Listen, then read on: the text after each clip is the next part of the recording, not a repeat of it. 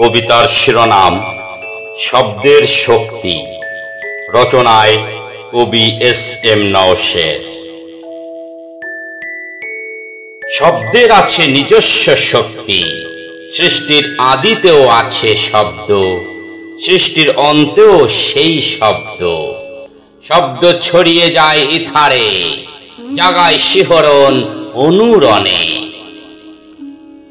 শব্দ শক্তিশালী পরমাণু বোমা, শব্দের ভেতরেই ছড়িয়ে যায় সৃষ্টির নতুন অনুপ্রেরণা।